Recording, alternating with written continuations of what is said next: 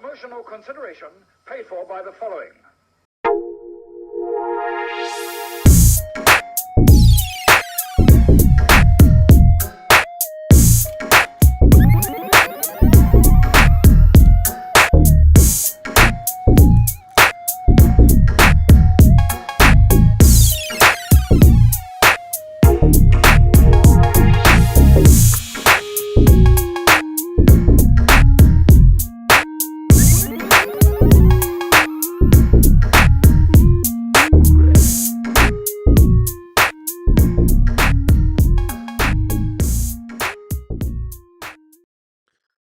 Hello and welcome to another quick shot review for Cheap Shot Entertainment. As ever, I am your host Luke, and you are the Cheap Shot Nation, and no doubt if you're listening to this podcast, a movie fan.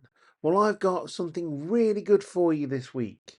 Been to the cinema, as I usually do.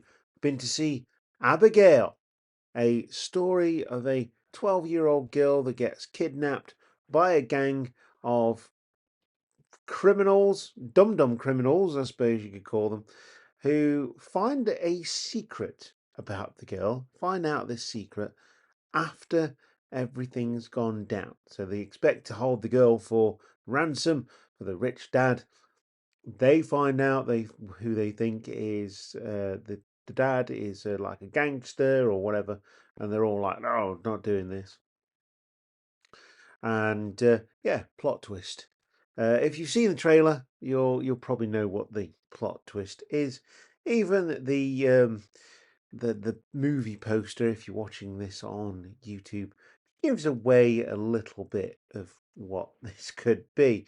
But Abigail is dressed as a ballerina this whole time, and through the whole film, and that gives way to some sort of some scenes of like body contortion and stuff like that because they're dancing around, and it makes it like really funny because this ballerina's sort of killing people and it's really fun. It's one of those horror movies that is just pure unadulterated fun. It's a popcorn horror movie, and we don't get those very much anymore.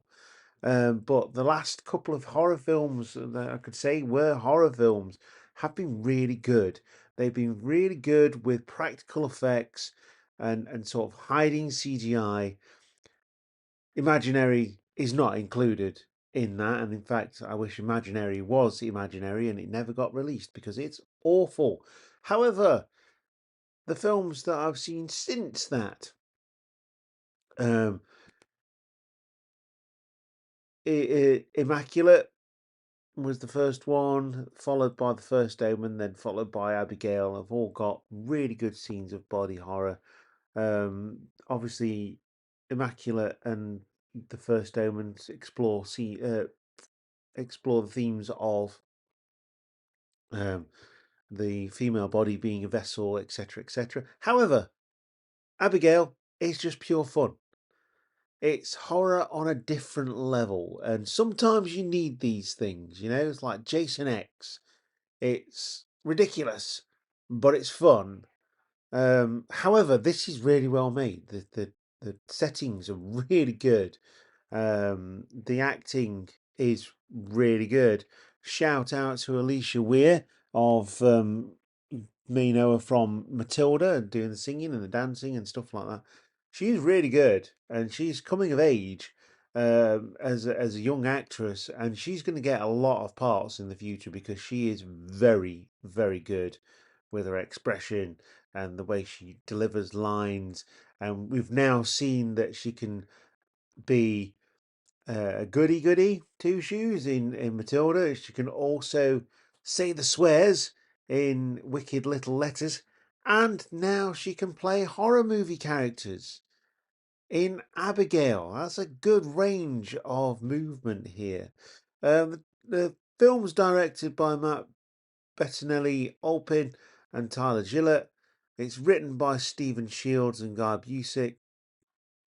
It also stars Melissa Barrera, who plays the main character really well, and Dan Stevens, to name a few of the characters.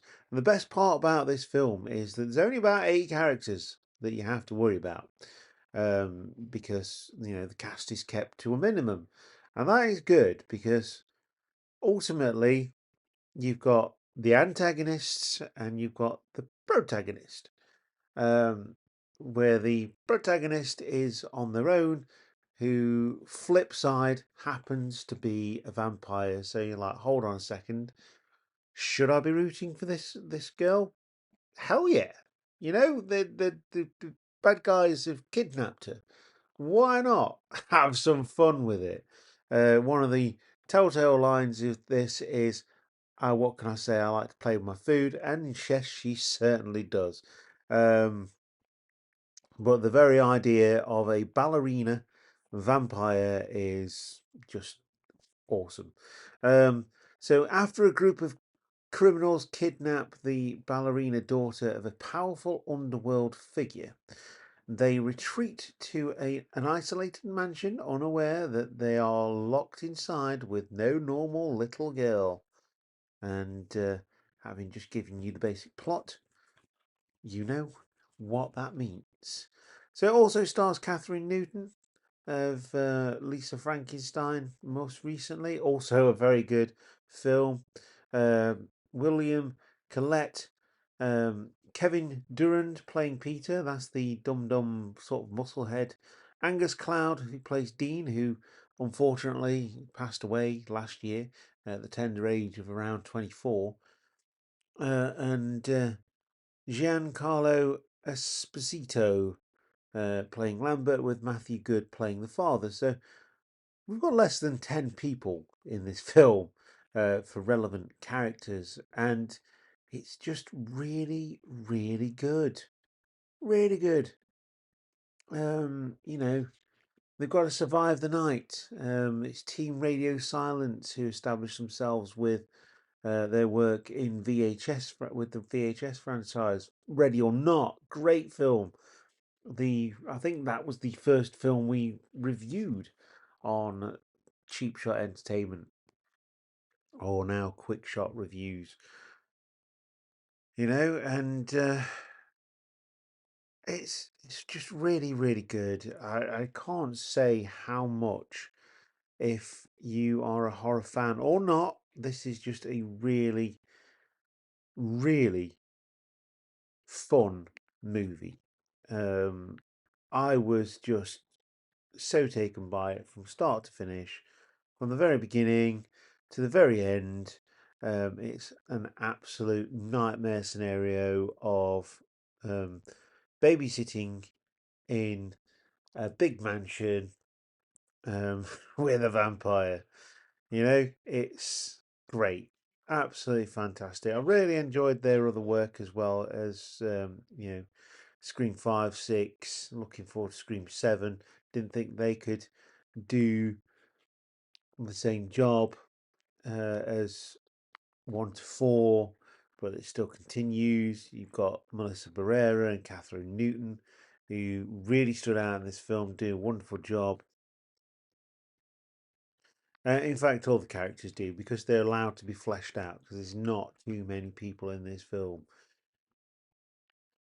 Brilliant. Absolutely fantastic. Popcorn flick. Go and see it. It's brilliant. As opposed to the big budget movies. Although this had a fair budget at 28 million. Unfortunately, for the time it's been released, and I think it could have got more in October. But such as cinema releases, they do get released when you probably don't think they should be. That being said, Abigail, top notch. I'd go and see this one. That's an insider tip from Cheap Shot Entertainment. We'll see you for more movies next week. We're going to go and see Civil War, the new film with Kirsten Dunst, outlining the end of the world and the riots that contained within rather. So it's kind of like The Last of Us, with the no zombies, obviously, or infected. But it looks pretty good. I'm looking forward to it. So I will see you then, film fans. Thank you very much for listening, and goodbye.